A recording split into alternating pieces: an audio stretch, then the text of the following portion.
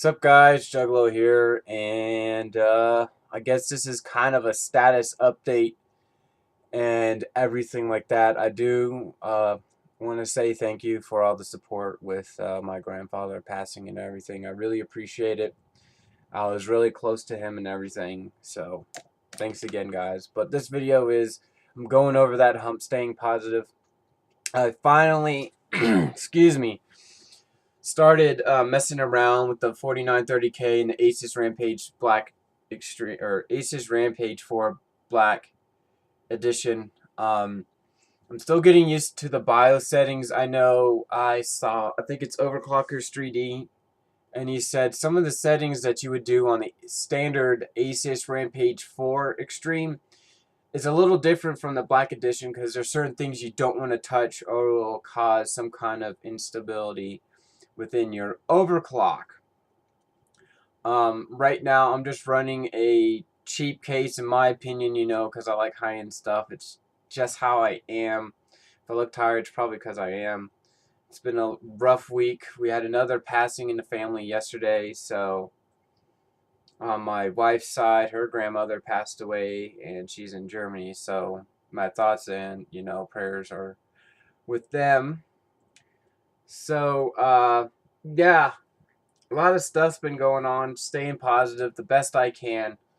Right now, I have I would call I'll call this like a very, very mild OC on my 4930K. I know it's at 3.9 gigahertz stock with the turbo enabled and everything like that.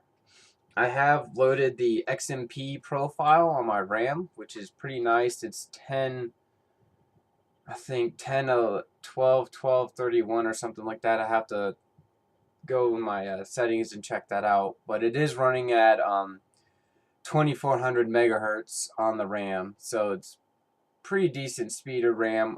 Wish the latencies on the RAM were a little tighter. I know I might dab with it a little. I know that some people were saying you can't overclock as high with this kind of RAM that I have due to the fact that it has 8 gigs of RAM on it. However, I do have, let me see if I can find it. Sorry guys.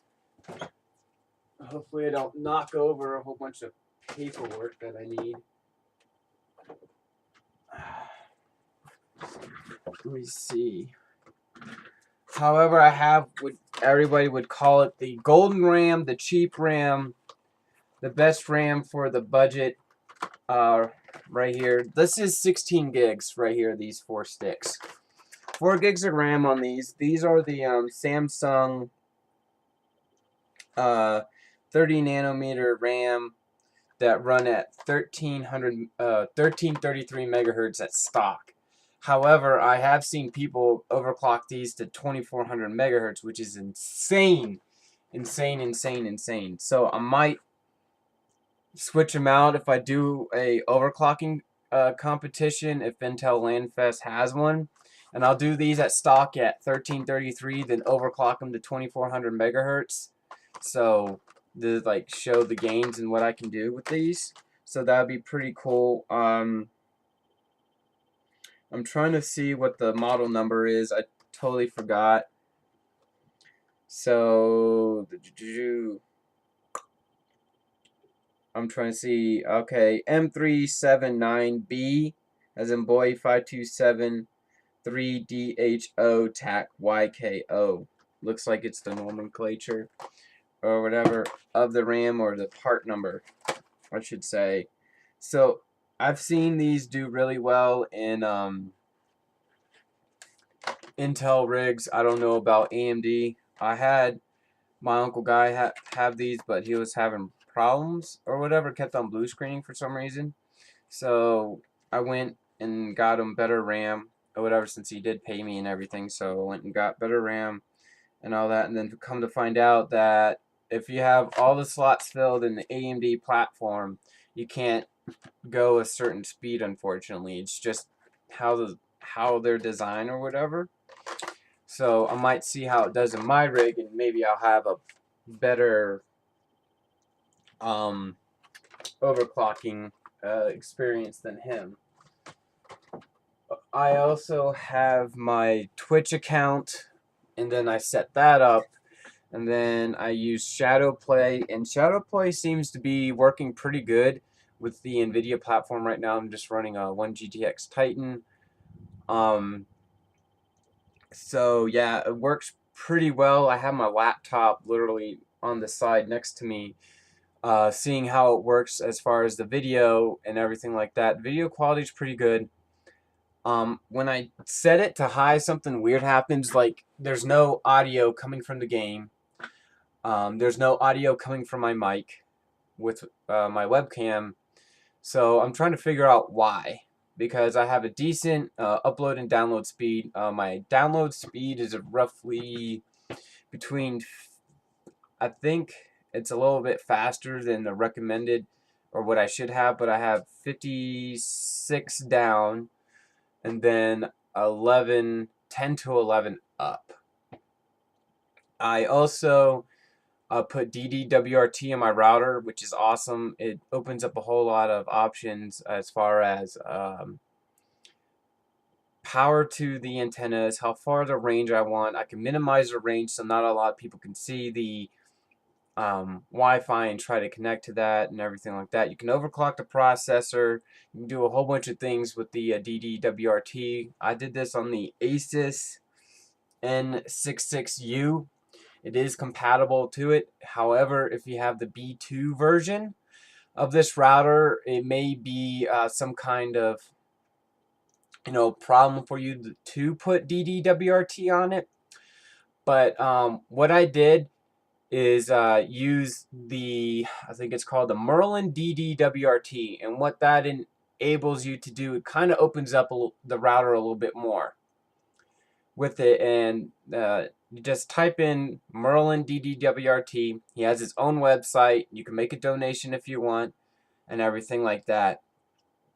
So basically what you have to do is put that on first, and then from there get the DDWRT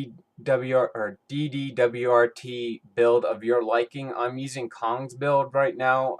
I know he released an update on February 2nd, I believe. So I'm using that. So you put on Merlin first, and then after that you put in DDWRT. Once you flash that, you're going to clear the NVRAM. So you unplug your router, plug it back in, and while you're plugging it back in, hold the WPS button. And what the WPS button does when you hold it for 10 to 20 seconds, it erases the NVRAM on the router itself. Then after that, you configure your MAC address from your router on the settings and everything, and you want to do that. You want to have the MAC address from your router. If not, certain IPs, I guess, won't let you connect to the internet. I know Comcast requires you to have your MAC address, registered for you to get the internet on your router to your computer and everything like that. So I don't know if Cox Cable is like that, or Verizon, Fios, or whatever internet company you have on that. Okay, going to my processor. I know it's kind of back and forth and everything. Right now, the processor's at 4.2 gigahertz. It's a 4930K, if you guys didn't know. And right now, just pretty much just changing the multiplier. I used my XMP profile. The max volts right now is 1.23 volts. I know the max you would want to go is roughly, I think it's 1.4, but I have to do my research. That's what I'm doing. I always do my research first before overclocking, because you don't want to screw something up. So I'm still doing research on that. Again, I'm still seeing the differences between the Asus Rampage Standard and the Asus Rampage Black Edition. Since it is cold here in Colorado, my temperatures are fairly decent because I'm in the basement, and the max load so far is, let me pull it up. I think it's 31 or 35 degrees right now, or the max is 47, excuse me. So it's decent for sure for temperatures. However, how I have the cooler set up, it's basically taking heat from the card, the graphics card, the back of it, and then shooting it up through the heat sink. So it's kind of already warm air. It's not fresh air like coming from the top down onto the card. So yeah, that might affect temperatures. I'm sure I would see a drop if I were to do that. In case I'm running right now is the Corsair Carbide 540 Cube. By no means is it pretty. Cable management is, it's there, it's decent. It's not like the best work I've ever done, you know, but it is decent. It suits my needs. However, for water cooling, I really want to get a Case Labs, what is it, the SMA8 case, where you can put a 560 at the bottom, a 480 rad at the top. You can put a 360 rad in the front, but I might do a 240 depending on the graphics cards of my choosing. I'm not sure if I want to upgrade my graphics cards or I should wait till Maxwell, so I'm kind of in the boat. I'm going to wait until March, which would be the smart thing to do because that's usually when the new graphics cards from NVIDIA roll out, and from there I'll decide what I want. I know the Kingpin Edition 780 Ti graphics cards kind of sparked my interest and everything like that. One card can draw up to 400 watts for sure. I've seen that. So you want to have a beefy power supply. So if you're running two, you know, Kingpin Edition graphics cards, you're gonna need a decent power supply. I think I have the Sasonic. Let me see. I think it's a Sasonic 1050 watt power supply. And I know the max that you can essentially pull is 1500 watts from a single outlet. However, if you go like get a 1600 watt power supply, you're not going to draw 1600 watts, you know, out of your standard outlet. You're actually going to have an electrician come out and modify that thing for you to actually get the power draw you want if you do have a 1600 watt power supply. So I'm looking into that as well. I guess I might show you guys the deal here. Just keep in mind, there's a lot of stuff that's going on, and I'm not sure if hopefully I'm not showing the room that much. So I guess I'll go ahead and turn on the light. I'm not going to be able to see where the camera is because this is located on the tower of my PC, the main rig right now. It's on a laptop where I can hold it and say, hey, look, you know. So I'll be holding it. So I'm sorry if it is not the best picture quality, if it's shaky and everything like that. Please understand, okay?